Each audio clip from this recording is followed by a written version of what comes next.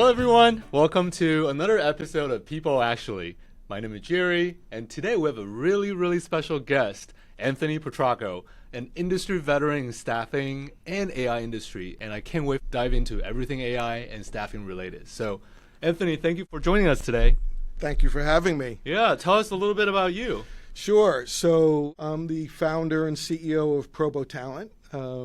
We're a native AI platform that talent acquisition professionals use to help manage the process of dealing with the chaos today, and it's always been the case, but the chaos of recruiting and trying to find your way through the process of bringing on quality people. Yeah, and just like you said, AI is everywhere right now. AI is everywhere right now, and it works in many ways, but it also creates a lot of noise. Yeah. And so candidates today are a little frustrated, I think, as well as recruiters, because there's so much going on. The quality time that you could spend with somebody seems to be getting lost. Today, candidates are reluctant to apply for a lot of jobs. A lot of candidates are staying where they are. Your recent study identified that because of the challenges that they're having. They feel like they're not getting the attention that they once got. Right. So it's created some problems for them. Yeah. What do you think is the best role AI can play in facilitating the interview process? I think that the best thing that could happen for the recruiters and for the candidates is that they could spend more time with each other. So where I think the AI makes sense is where there are processes that there isn't a whole lot of extra value in the process, but rather just a task that needs to be completed. So I think a lot of the automation that we can do with AI is helpful, and giving people the ability to have some flexibility in the applying process. So having asynchronous interviews, having the ability for someone to interview at any time, not have to wait for a recruiter and have to schedule a time. So there are a whole bunch of things that process can improve, freeing up the time for the recruiters to spend with the candidates. That's really where the magic is, I think, right? Yeah. And how do you think recruiters, like TA professionals, can use AI to cut through the noise too? Because right now there's a lot of fake candidates. I think fraudulent. There's a lot of fake candidates, and there's a lot of bad actors and deep fakes and all that kind of stuff. So what we've done, one of the things that we've done is we kind of look at the AI from a process of building tools for recruiters rather than performing their role. So in other words, we use AI to create the skills taxonomy for a job and then define what assessments would make sense to screen a candidate.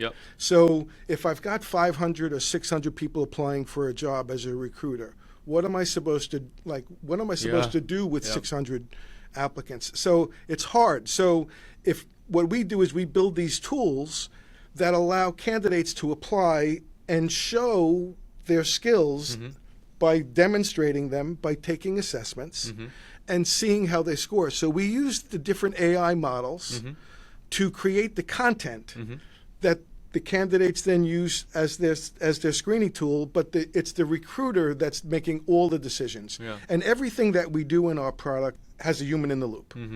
So I think that's also critical.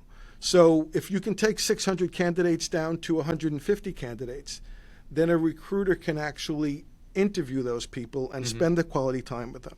Yeah. I mean, ultimately, that's really what it's about, is them having the time. Yeah. I know you spend like 3 decades of your career in HR tech. Yes. And 9 years in staffing, having your own business here in Manhattan. What do you think is the biggest difference in terms of hiring, the interview process? Like, well, we just talked a little bit about just the sheer volume, but how about the actual process itself? Yeah, well, the process, going back and dating myself a bit in the 80s, in order to, in the staffing business, we had to have operating offices. We had 7 operating offices. So we had people whose job it was all day, every day, was to simply review applications and interview people. So you went from a 100% every single person is seen. Yeah. Whether you spent, how much time you spent with them would vary, of course, by your interest. But you had to see everyone because that was the only way you can do it. Yep. So now we fast forward to today, that candidates have bots applying for them. Recruiters post a job, get a lot of people applying. The noise levels are just 10 times higher. So it was a simpler process back in the 80s and 90s. But at the end of the day, it's the same thing. The recruiter needs to be the one who spends the time to interview the person and say, I like Jerry. I'm going to hire Jerry. Yep. And so whatever we can use AI to allow that to occur.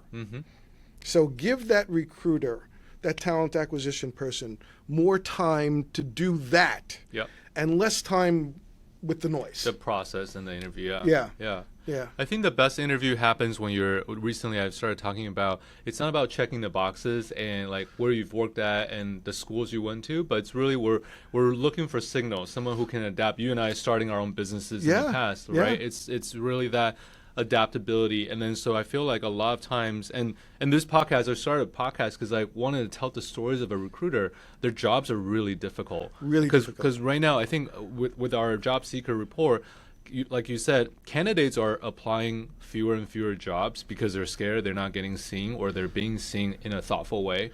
Right. Recruiters are inundated with probably 3-4 times more volume. So the same amount of resources, but 3-4 times more work. Yeah, I don't think it's ever been this difficult for a recruiter. Say more. Just when you take the sheer volume, so the volume's 200 to 300% higher. 70+% of the candidates use a tool, an AI model, to enhance their cover letter or their CV or the resume. So you have 3 times the number of people applying, and most of them look really good. They look great. Because they're applying for the job, and there may even be a bot that's doing the application for them and changing their resume. So the reality, though, is that candidates, 75% of candidates today have taken a skills assessment for a job. And almost 80% of them realize that they feel it's an opportunity for them, not really a task like something they don't want to do, but rather if I take this assessment and I do well, somebody's going to know. Like I'm going to get noticed. If I don't do it, I'm not going to get noticed. A lot of people get concerned about, are these assessments too much friction, right? Does it create like a deterrent for folks to continue? The reality is that most people see it as an opportunity. Everybody feels like it's a fair shake. Everybody gets the same assessment. Everybody gets the same chance. So it's a way to differentiate themselves.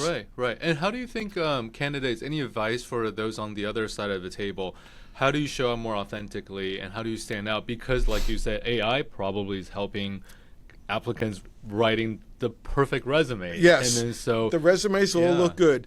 You know, I think at the end of the day, it's almost like anything else, whether it's a business process, a sale, or anything else.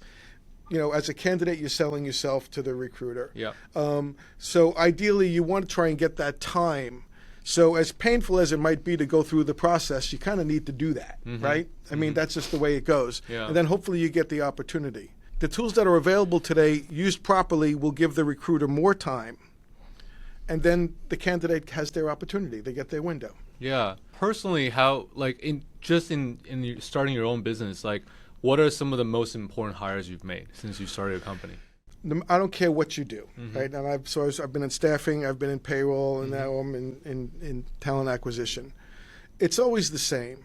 The personal skills, the commitment, the communication.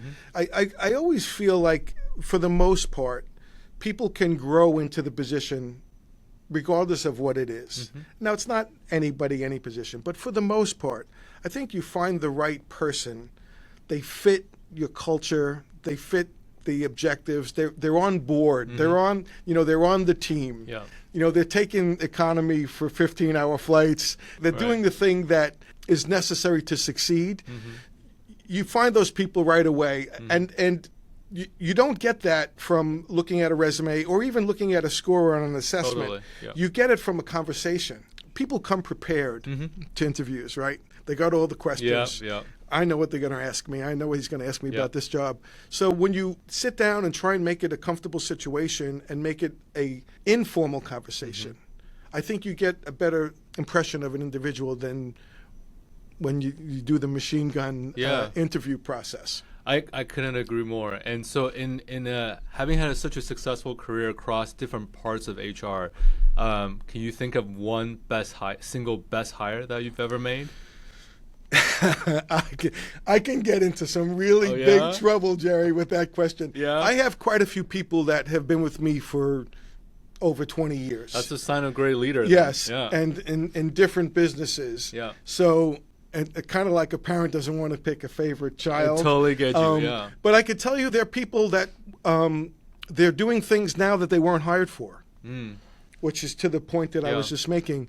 So brought in one position and ended up in a different position. Yep. And so, and that's the part about like a person, like you're hiring a person. Totally. And then it just becomes a two-way.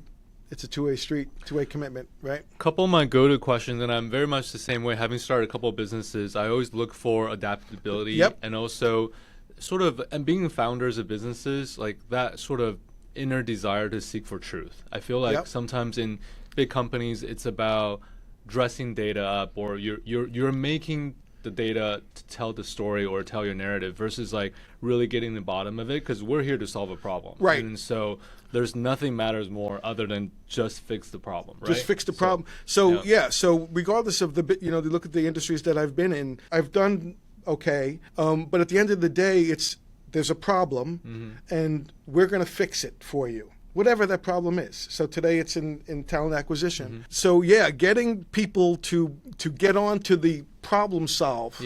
Then they may pivot on a position, right? They may change the role that they play. And people will gravitate, as the business grows, and you've grown a couple of them. Businesses change at 5 people, 10 people, 20 people, 50 people, 100 people, 200.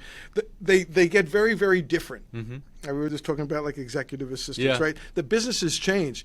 And people who have the benefit of the journey get to pivot along the way if they're the right people. But that's all goes back to the same thing, which is hiring the right people.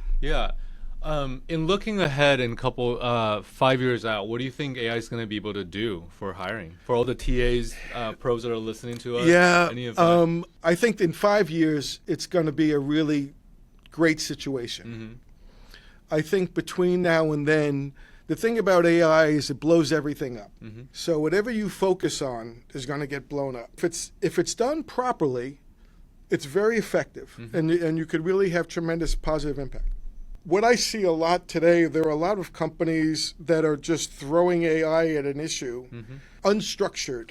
And I don't think that that's a good thing. So I think there's some rocky water ahead over the next couple of years, but eventually. Don't fret, though. We're going to figure it out, right? We're going to figure it out. We are going to solve the problem. But eventually, it's going to all work out perfectly. I think it's going to be, people will be able to I believe, work where they want to work, not work where they don't want to work, do what they enjoy doing. I believe that the society overall is going to be a better place.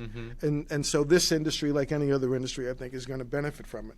But I do think that there's some bumps in the road that are going to be hit over the next couple of years. This stuff is all changing so fast, right? I mean, if you look back 6 months ago or a year ago, like I look at the different models we were using and how many parameters they had. And oh my God. 100 million, oh my God. A billion, oh my God. Crazy. But it's all, I think it's all going to end up in a perfect place.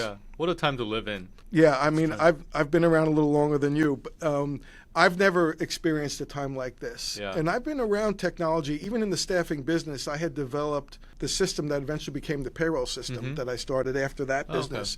So I've been around technology for a long time. This is just a really different time. It's a different ball game. I'm having fun. I mean, it's exciting and it's fun, but boy, it's fast. Well, before we get to the rapid fire questions, which it's always my favorite part to get to know our podcasters, any advice for the job seekers? Like we talked a little bit about right now, there's definitely lack of confidence in your applications being thoughtfully reviewed. And given the time we're in, there are a lot of people looking for jobs, and it is a difficult time. And between AI's capabilities and screening and all the automations that we talked about, just to cut through the noise, and then if you get an opportunity to speak to a recruiter, how do you stand out? Because they're just sheer volume, right? It's difficult. I think for anybody seeking a job, use AI to help you find where you should look for a job. In other words, what should you do? What do you like? Generally speaking, and anybody who's speaking to somebody about something that they enjoy, they will reflect better.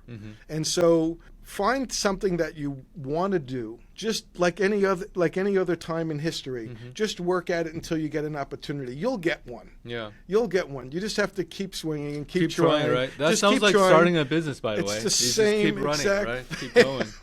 Don't stop. Just keep going. Just keep going. Yeah. Yeah. Yeah. I don't think that that's unique to today. Yeah. I think that's just forever and probably forevermore.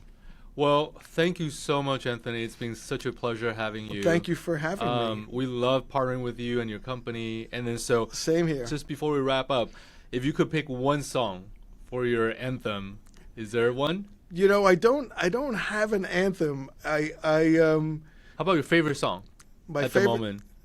Bon Jovi, anything? I'm a big Billy Joel fan. Okay, there you go. That's good. I grew up on the island, so you know, there's a whole bunch of Billy Joel songs that I love, but you know, I don't have an anthem. I could probably use one. What's your favorite snack that you always have to have with you?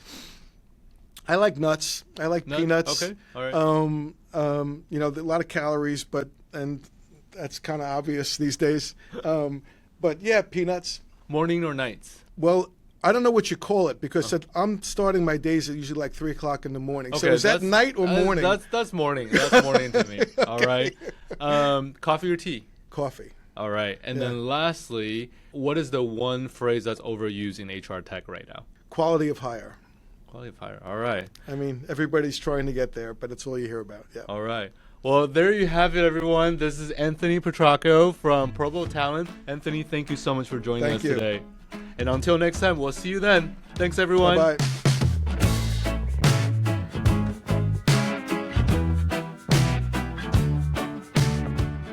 People Actually is a production of Employ Inc. The views and opinions expressed on this podcast are those of the individual speakers and do not necessarily reflect the views or positions of Employ or any affiliated or represented organizations.